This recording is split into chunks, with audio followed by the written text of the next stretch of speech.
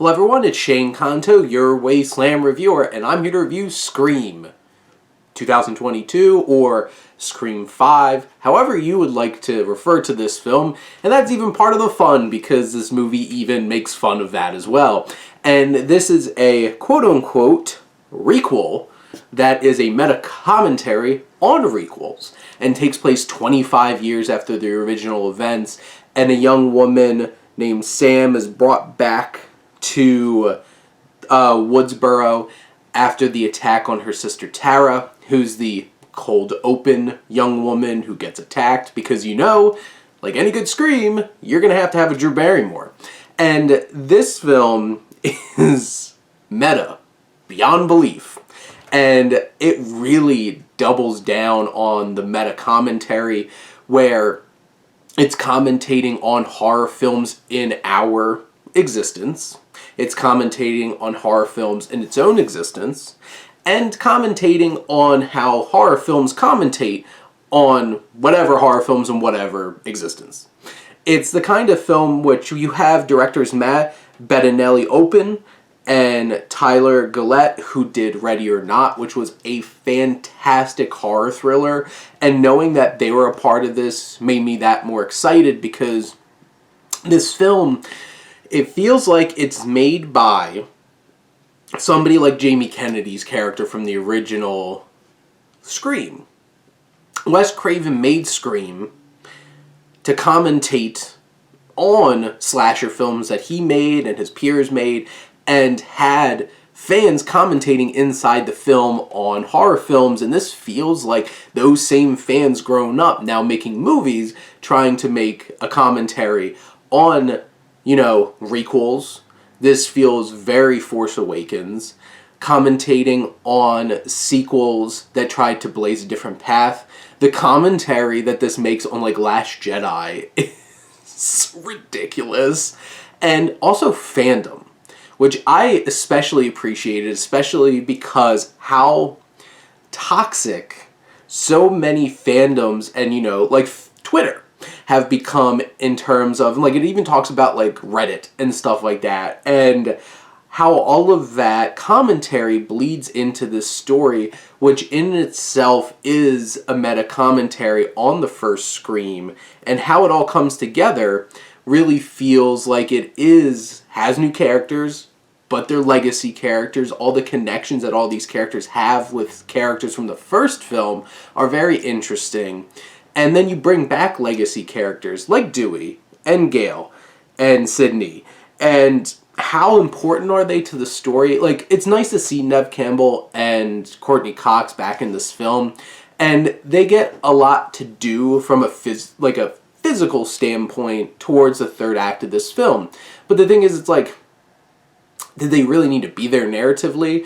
But, you know, it's fun to see them. I really do think that Dewey makes a lot of sense in the film, and he's my favorite character, honestly, with what he does, his perspective, and you should probably pay attention to what he has to say in terms of how this film plays out. But the new cast as well, I think, is a really fine group of young people. You have a lot of young actors here. You have Melissa Barrera, who plays Sam, who's the main character, Sam Carpenter. And there's a couple of moments where I think she's a little stiff, but in general, I think she does a really fine job. Jenna Ortega, who plays Tara Carpenter, her sister, is fantastic, and she carries her own so well in this film. I think probably out of this group of friends you have here, Jasmin Savoy Brown, who plays, like, the horror expert. I really appreciate her and her performance in this film. And, like, Jack Quaid, who plays Richie, the boyfriend of Sam, he's a lot of fun. He brings a lot of laughs. Him and I think David Arquette bring a lot of some of the best laughs. But how this all plays out and who did it, why they did it, I think is pretty clever. I do have to say, though, this film does fall into a lot of horror movie tropes that it is trying to commentate on, but it still leans on them. But it does a nice job of subverting them from a directing standpoint, because there's moments where it teases you with what you expect to happen in a horror film and builds tension, and then comes from a different angle and has fun with it. And I think those are the most meaningful and important moments in the film. There's a whole entire sequence involving the sheriff and her son that has odes to Psycho and other horror films that plays out in such an unexpected way, teasing the audience along the way. Even like the music from Brian Tyler has teases of a lot of other scores and stuff like that. The commentary inside the film about like slasher films versus elevated horror, like The Babadook and The Witch, was really interesting as well. And when it really comes down to it, yeah, some of the characters are a little flat, some of the beats are familiar, and you could probably see some of the twists coming a mile away.